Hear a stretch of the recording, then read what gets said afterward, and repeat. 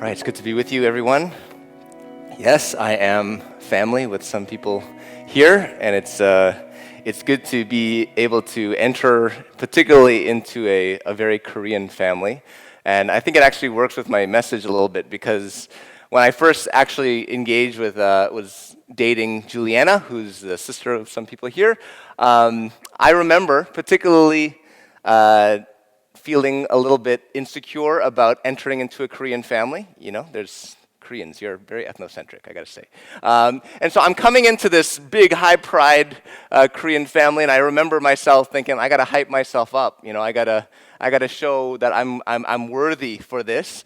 And I really remember coming in very aggressively with a lot of promises to her parents. That, yes, I'm Indonesian Chinese, but you know what? I'll learn the Korean language, you know? I will learn the culture. I will engage a lot in the way in which you do things. And I remember I said, I'm going to learn Korean. I will learn Korean. I wrote it in a card. So there's documentation that I said this. And then so I tried. You know, I went to Korean school a little bit. I remember biking there. I didn't have a car at that time. And it was like really a lot of work. But I'm not good with languages, and I ended up quitting and any of that stuff. So now they're disappointed in who I am. But what I found is that there's something in me, actually, that relates a lot to this text that is opposite of what Christ is. Because in this text that I'm going to be able to engage in, there's all about this idea of how Jesus sets up the expectations of who he is in the context of who he is talking to. There's a lot of different expectations of who Jesus says he is and what people think he is. All right? There's always a difference and a distinction between that. And the thing that Juliana always gets really annoyed at me about is I always overpromise and underdeliver. You know, I'm always overpromising in the beginning. It's like, oh, this is going to be great. I will definitely stick with this this workout routine, or we're definitely going to learn. I'm going to definitely learn Korean, or I have all these promises I state in the beginning. And she's like, I wish you were kind of like the person who would understate and like always overdeliver. But I'm always the opposite. I always overstate it. But in Christ's situation here, we see that Christ didn't actually come out in the beginning of his life just saying, I'm a big deal here. I'm a Messiah. I am a Son of God. And I want you to know that you should respect me. You should worship me. Actually, his whole life is a real like slow play in the way in which he's introducing himself, right, to all the people, to the point of at the end of his life, which we'll hear about in a moment, he's pushed to the end where the people and the Pharisees and the Sadducees right before the cross, they're pressuring him alive. Just like, what are you? Like, just say it very clearly. What are you? Are you saying you are the Son of God and all this kind of stuff? But before this, we see Jesus slow playing it the whole way. And because if I'm Son of God, if I'm Messiah, if that's who I am, I pretty much want to state that up front and then and then go from that definition. But the interesting language that Jesus uses to describe himself most, and we'll see in this text over here, is that he refers to himself most out of any other name in the Gospels. He refers to himself as the Son of Man. Now, that's very confusing for me, because if you're saying that you are the Son of God, but every time you describe yourself, you're saying you're the Son of Man, normally people would say, okay, if you're saying the Son of Man, that means you're human, and maybe Jesus was just trying to talk about the fact that he's human, but he's also God by Son of God, but he goes with this definition of himself, the Son of Man. But what's important to understand about this Son of Man kind of definition that he calls himself is that the Son of Man he is referring to when he says the Son of Man is referred to in the Old Testament many times. And so if you would have been a hearer of Jesus' message and him referring to himself as the Son of Man, you in the Jewish people at that time in first century would have been thinking, oh, he's saying he is this coming Messiah, this coming prophet who's going to be able to restore and bring about this kingdom of God. They're anticipating this prophetic kind of person. But the Son of Man definition was a very ambiguous term that people had a different interpretation of. So let's read the first part of this text, because this is what Jesus comes and asks them. He says in verse 13, is when Jesus came to the region of Caesarea Philippi, he asked his disciples, who do people say the Son of Man is? Okay, so Jesus has been saying this whole time, I'm the Son of Man, I'm the Son of Man, I'm the Son of Man. And then he goes to his disciples. He says, I want a pulse. Can you do a survey? What do people think this Son of Man is? I've been calling myself it the whole time. What is the definition of the Son of Man to the people around me? And so then the disciples say, this is what the pulse is, Jesus. We say that some say John the Baptist is the Son of Man. Others say Elijah is. And still others, Jeremiah or one of the prophets. So it's important to understand, first and foremost, is that the definition of the Son of Man to the people, how they perceive this term Son of Man, is that it's a prophet. And if I were to give like a spectrum of how people would define the Son of Man, there is a more human side of the Son of Man, and there's a more divine side of how to see this Son of Man. The Son of Man is known to be a prophet as well, where it's like, is this a prophet or is this the Messiah that's more divine-like, right? And I would say at that time, because they've been waiting for this Messiah a very long time, I think their expectations of what this Messiah was became much more palpable, much more human, much more prophet-like. So they would associate the Son of Man to like, John the Baptist was pretty good. He did a lot of different things. He might be the Son of Man. Elijah might. So when people are thinking that Jesus is coming as the Messiah, and as we know, today is Palm Sunday, and Palm Sunday is that moment in which Jesus entered into Jerusalem, and as he entered, everyone thought, this is the Messiah. And their version of the Messiah was actually still kind of prophet Messiah, all right? A very earthly type of Messiah, a very earthly kingdom. They didn't necessarily have in their perception of their mind that the Son of Man was actually the Son of God. Jesus' definition of the Son of Man was a more divinely Son of Man, like someone who's something that's going to be like the Lord, and the Son of God. But people didn't anticipate that. They didn't see that that was something that they were. So there was different expectations of what people thought Jesus was to be and what Jesus said he was, all right? And so that's the first thing for us to kind of understand. But then Jesus flips it around and he says in verse 15, but what about you, he asks. Who do you say I am? Simon, son of Peter, answered, you are the Messiah, the Son of the living God. And the response to this declaration that Peter makes is a big reaction that Jesus has. You know, I always imagine Jesus as not someone who's like easily surprised or someone who gets easily impressed, okay? But when Peter says this, which I thought was obvious, I'm like, you've been saying you're the Son of God the whole time, like you're Son of Man the whole time, like, don't you know this? Didn't the disciples follow you because you're the Messiah and the Son of God? Like, isn't that why they were following you? But you have to understand, the disciples are like figuring it out as they're going. They don't know the end of the story. They don't know the whole cross thing is going to happen. Everything is a mystery to them. So you have to understand when the disciples are following Jesus and they throw their nets down and they follow Jesus, their definition of the Messiah wasn't full, right?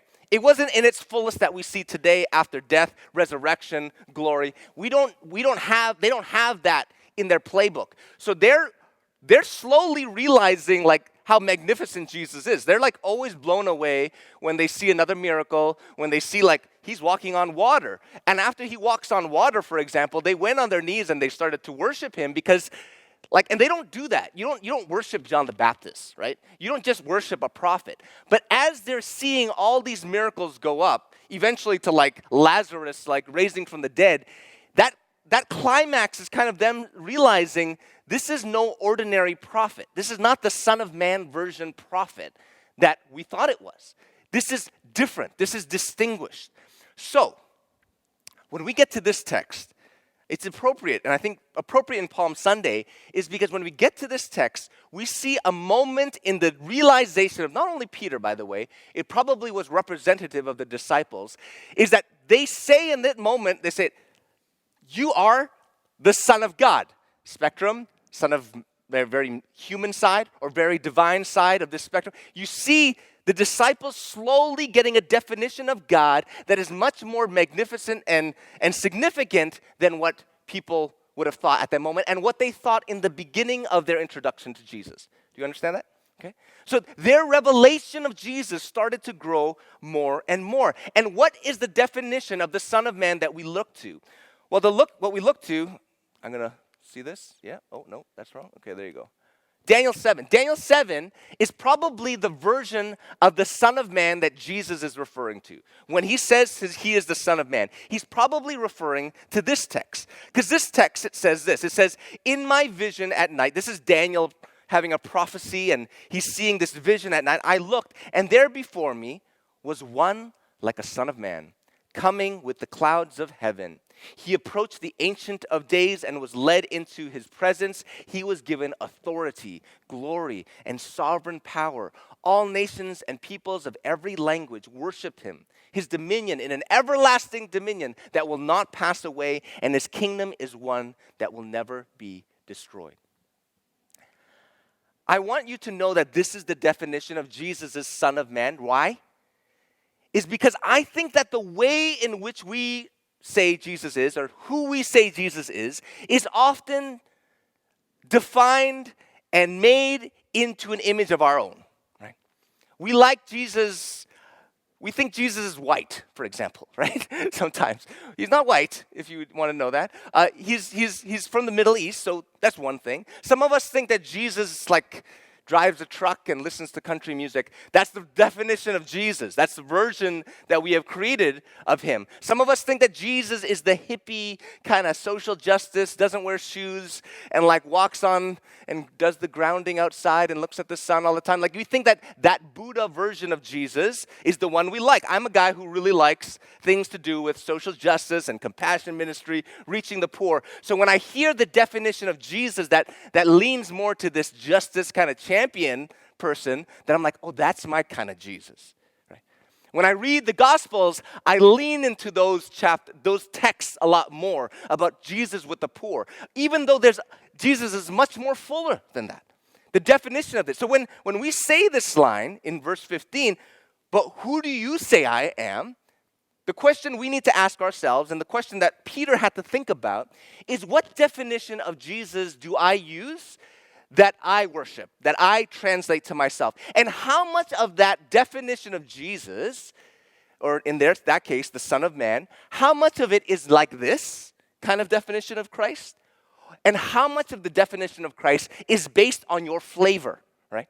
Is based on your particularity? Because I got to say that we as a culture are used to making everything fit us, right? We want to tailor every kind of clothing. We want to tailor our shows that Netflix will tell us what we like. We want it to adjust to us. We don't want to have to veer too much to do a search for everything. We want the algorithms to tell us a little bit closer to who we are. Everything needs to revolve around us. So what is it about church, for example, of church shopping and going to different places? Why do we want that? It's because now in our modern era, we have an opportunity to shape our spirituality, to shape our church life, to shape our community to our own urges, to our own particularities. And on one side, that's great, okay? The great thing about the modern era is the fact that now, before, when you would go to a church, it was a very traditional church. You had to wear particular clothing, and it didn't feel comfortable. It didn't feel authentic. It didn't feel like, okay, you know what? What I'm wearing and how I'm worshiping and the songs, the genre of the songs, it doesn't match me. But you know what? I have to do it anyways. And we had to squeeze ourselves in these cookie cutter boxes of Christianity before, right? And that was a long time ago, right? That's how we saw our Christian faith and the church. Something that we had to fit ourselves into even though it wasn't truly matching our inside, how we felt on the inside. But we just abided by it. But slowly, as everything became more individualistic and everything became more about shaping, tailoring culture to ourselves, eventually we created a Christianity and we created a church and we created genres of church, so many different denominational expressions that now I can say, I can choose from the array of different things on this catalog of the Christian church or the genres, and I can say, ooh, I like that one. And then we, based on the trend, based on all that stuff, we move towards that, and we worship the kind of God that trend, tends to focus on, right? And I think there's a beauty, the fact that we can match our heart, our inside, to that a little bit more and not just be conforming all the time. There's a good thing to that. But at the same time, there's a worship of ourself. There's a worship of the self. You know, there used to be a time where when you would look at art in the medieval period, if you were looking at the art, there used to be a time where we were so amazed at God, amazed at nature, that all our art was focused on looking at the outside and mimic it and trying to capture creation in what we're drawing. But in our modern era, you know what art is? Art is now abstract, right? Art is now what is inside, what is original, that no one has ever seen ever before. No one has ever heard of this song or this tune or this beat ever before. It's original. It comes out of me and only me. I'm Kanye West and no one knows anything that I'm about to do and I express it. That's what we think of as the best kind of art that no one has ever seen before. Or I'm preaching a message and an interpretation that no one has ever heard of before. Our desire for this true, like from the self, that is now worshipped, right? When before, when we were a little bit more humbler, we would look at the majesty of this world and all we were trying to do is comprehend it and do our best to kind of sketch it and draw it how it is. But now, because of this change now we worship ourselves. So our true test of what is truth, our true test of what is true and what the gospel is and how we are to live our lives is based on the inside, not the outside in, not the transcendent being informing us of what is true. We test what is transcendent based on whether it lines up with the inside. Do you get that, right? So the inside is now master, and what is outside has to conform into that. And so that's why, okay? I'm setting it up because when Peter declares this, Peter has to go through this transition of getting out of his box of what the Son of Man is, wriggle himself out, and the disciples have to say, I know we've been thinking that the Son of Man is kind of this prophet, this king who's going to do this, and they're slowly having to declare something that is not actually of their own merit, something that is not actually of their own thoughts. Because it says, this is Jesus' reply. After Simon Peter declares something, by the way, that is blasphemous and scandalous at the time, okay? You know, Jesus died because he called himself the Son of God, right? That's the main reason. He says, I am the Son of God. Like, after the Sadducees and the Pharisees pin him down and say, what are you? People say you are. Are you going to say it? Are you going to say you're the Son of God? If you say it, we're going to send you down to Pontius Pilate and you'll die. Jesus is saying, once he says that, that's blasphemy to the people at that time. So guess what? Peter is saying it before Jesus declares it as overtly as he does. Jesus has been hinting at it. Again, he's doing the slow roll, right? He's doing that. But Peter, this is him saying a very audacious thing and saying, I'm just going to say it. This is what it is. I like to talk before I think. I'm Peter. And he says, you are the Son of the living God. And so Jesus replies this. This is key. He says, blessed are you, Simon, son of Jonah, for this was not revealed to you by flesh and blood, but by my Father in heaven. Let's stop here for a moment. So, oh, sorry. You need that text, don't you? Oh, you got it. Oh, someone's handling it. All right.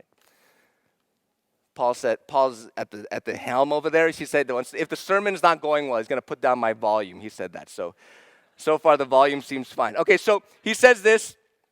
He says, it was not, I want to key on this, is that when Peter says it, you know, the funny thing about it is that the way in which he rewards him is to say, this couldn't have been you, Peter. Like he says, after Peter says this whole thing, Jesus makes a big deal out of it. This is like what happens when I feel like I preach well and Jules says, wow, yeah, God really used you. You know, I think like, didn't I preach really well? It's like, yeah, you must have like really surrendered yourself because God did something here. And so this is the same kind of thing where Peter says this revelation that you are the Son of God and it hasn't been said like by people before. And he says it for this first time. Jesus says, this couldn't have been you, Peter. Like this must have been revealed to you, not by your own flesh and blood, but by my Father in heaven. Key thing. I just want to distinguish that. Flesh and blood versus Father, right? Because I really want to indicate that when you want to declare the gospel to people, there's always this way of trying to convince people that Jesus is the Son of God and like all this kind of stuff. You're trying to rationalize. We're trying to kind of communicate this more palpable version of the gospel. We like, The Case for Christ by Lee Strobel. Like, look, there's evidence. Look, we're using the tools of the world to say, it's true, right? Like, look at it. It says it right here. I'm using the rules of this world to explain something that's unexplainable, right? That's what flesh and blood means to me. And so when he's saying that this was revealed to you, Peter, by my Father, and not by flesh and blood, I just want to indicate how much that has to do with how we should treat God beyond us. Never try to make God a more palpable thing, but he indicates it is not by flesh and blood, but by my Father in heaven. And so that's one point for us to understand first, is that so when he indicates this is a key statement, and he says that it was not revealed. It was not based on reason or physical evidence. This confession's source was from the divine, was from the transcendent. Back to this version of art. It came from the outside in. It wasn't Peter just feeling it and kind of saying it like that. It came from outside in. And that's an important thing I want you to distinguish, especially in our modern culture today. Because our tendency is to define from inside out. Let's define from outside in is an important thing. And it says, and I tell you that you are Peter, and on this rock I will build my church, and the gates of Hades will not overcome it. Now, this is this text is a very particular controversial text in the church because, as you know, some of you guys might know, this is the text in which the Catholic tradition has taken this as the proof text to be able to indicate and justify the papacy, right? The existence of the Pope. The fact that the Pope has some infallibility to him is because of this text, they say, that Peter was the first Pope. And after that, onward, and it was passed on from generation to generation. And it says that this is the rock that the church will be built upon, and they have indicated that that rock is Peter as the rock. Just want to indicate that. That's what the suggestion is. And the Protestants kind of respond to that and say, no. The rock is Jesus, and Jesus is the rock of this church, and that's the foundation in which we are to hold upon. When you actually read the translation of this and you read the commentaries, you will actually see that it actually pretty convincingly says that Peter, on Peter, literally his name is the rock, that they will build a church upon. And it actually indicates that Peter is quite foundational to it. And what D.A. Carson kind of says in his response to the way in which we translate this text, I just want to put a little teaching here a moment on the side, is that it's important for us to understand that Peter actually had a significant role. He had a significant role in having the keys to the kingdom to unlock certain doors.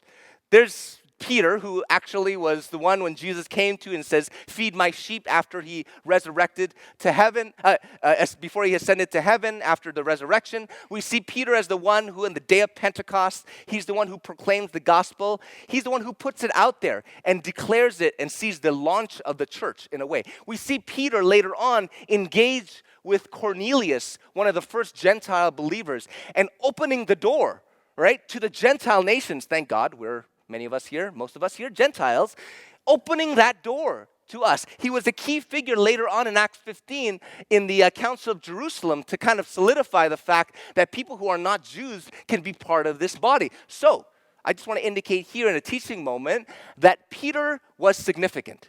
Right? He wasn't the rock, the fact that the solid foundation in which we put ourselves on, but he in this text is saying something. Peter, you're going to have a significant role.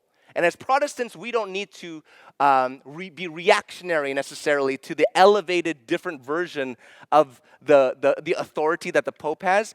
Because we want to just like respond appropriately, and we don't want to say that Peter's just an ordinary person and we're all the same. No, there was something significant about this moment. Just want to indicate that here. So Peter was foundational to the church. And by the way, we see this all over. In the text, there's lots of examples of foundations that Jesus says the disciples are the foundations. I'm the rock. There's different texts here. It says many things. Jesus says Christ builds the church. You say that. He says Paul is the expert builder. We see in 1 Corinthians 3, verse 11, Jesus is the church's foundation. In Ephesus 2, verse 19, it says the apostle and the prophets are the foundation, and Jesus is the cornerstone. Jesus is the light of the world, and later on he says that the disciples are the light of the world. Either way, I want you to see in this text as we interpret this, it's appropriate us to say that there's different ways in which the scriptures use metaphors to compare different things. And this one just wants to indicate that there's something significant about Peter, but at the same time, he is not infallible in the way in which the Catholic Church sees it.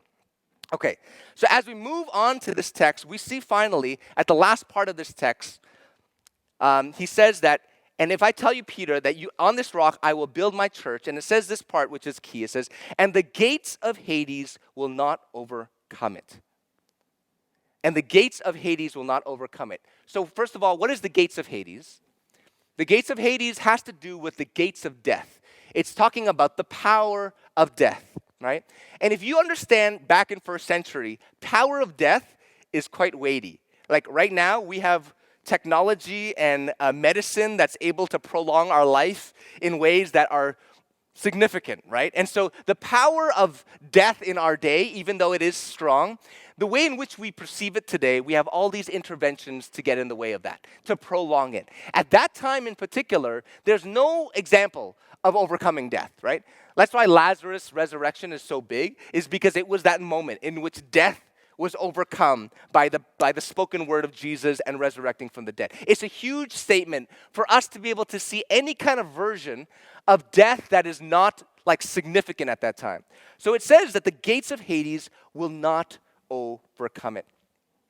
What's significant here is that the next text where Jesus will talk about, after this text in Matthew, we can see after all that happens and he declares this, it says that Jesus tells his disciples that I am going to die. He says, I'm going to die and I'm going to raise from the dead again. He's trying to communicate that to them.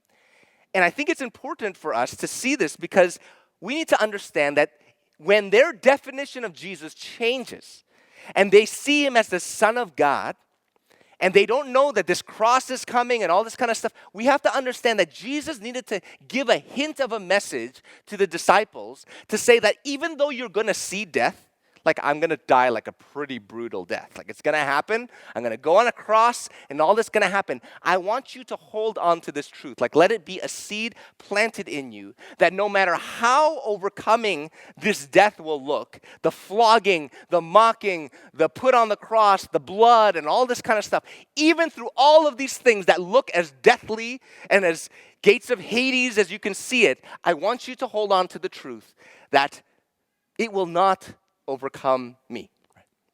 It will not overcome the church. Right? And I want to hold on this text at the last part because it reminds me of that text in Daniel. When you see Daniel here, we see not the version of Jesus who is the human kind of Jesus, kind of cool, empathetic, I suffer with you type of Jesus. That's not the Jesus that we see here. When we look at this Jesus in Daniel 7, we see a Jesus on the clouds, right? We see the Son of Man on the clouds. We see the kind of Son of Man that is given authority, glory, and sovereign power. All nations and peoples of every language worship him. And it says, this matches with the other text. It says that this dominion is an everlasting dominion that will not pass away, and his kingdom is one that will never be destroyed. That is the version that Jesus wants to emphasize in this moment when he's engaging with the disciples. He wants them to know that the gates of Hades will not overcome it.